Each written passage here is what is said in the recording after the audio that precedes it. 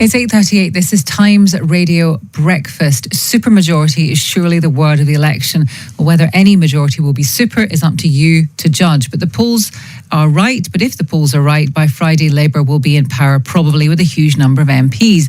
They could do that despite the fact that 60% of voters will have picked other parties.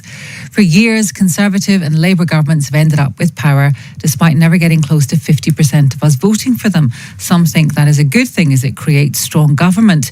Keir Starmer seems to agree with that. Others think it just creates a vacuum where democracy should be. Let's explore this with Alan Renwick, Professor of Democratic Politics and Deputy Director of the Constitution Unit at UCL. Good morning to you.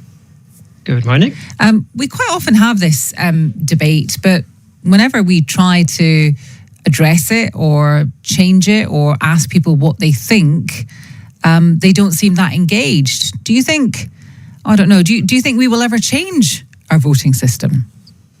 Well, I don't think we're going to change it very soon, certainly. I mean, as you say, the result of the election might well be one that strengthens the case for reform.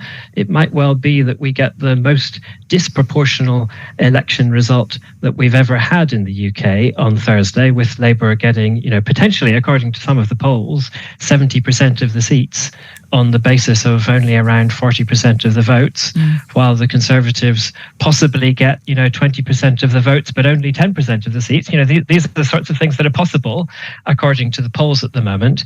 And, as you say, a result that is that disproportional will certainly increase the strength of voices calling for reform. But fundamentally, Labour will be in power and will be there with a large majority. And why would they want to change the system that has just given them that majority? So at least in the short term, it seems to me very unlikely that electoral reform is going to happen. And it would only start to become more likely if in the run-up to the following election, so 2029 election, we were seeing the Labour coalition breaking apart. We were seeing it uncertain as to whether they would be able to maintain that kind of power. And then potentially you start to get into the territory where the parties are willing to talk about electoral reform. Yes. Well, we had a go at finding out what people thought, didn't we, about the alternative vote system anyway. But I wonder actually whether you could just quickly go through the other systems that are there in the simplest terms, PR, AV and STV. Yeah, so basically we've got a first past the post system in the UK at the moment.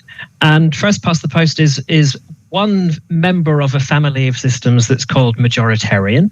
Basically, we've got two families of systems. So majoritarian systems are ones where you divide up the country into constituencies. Every constituency elects one MP, and you've got some kind of mechanism for deciding who's the most popular person in that constituency to be the MP. And first past the post is an example of that.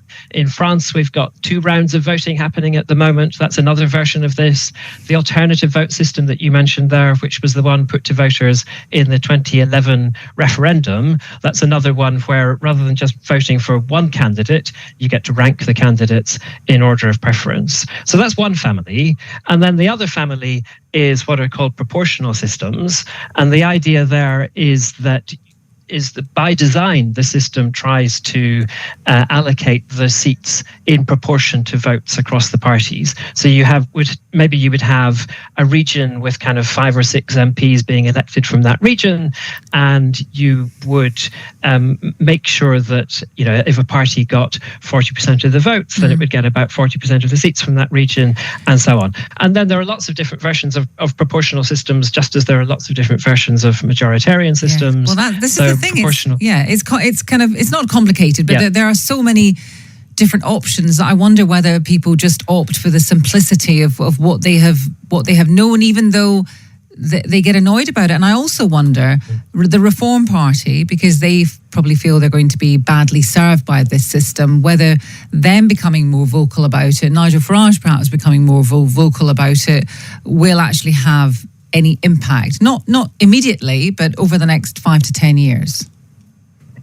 Yeah, quite possibly. So the Liberal Democrats, the Greens and Reform all support electoral reform in this election. And, at least in part, that's presumably because they're all parties that currently suffer under the current rules. But, the brutal fact is that at least after this election, unless the polls are very, very wrong, none of these parties are really going to hold very much power.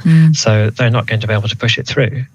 Let's see what happens. Alan, thank you. It's Alan Renwick, Professor of Democratic Politics and Deputy Director of the Constitution Unit at UCL.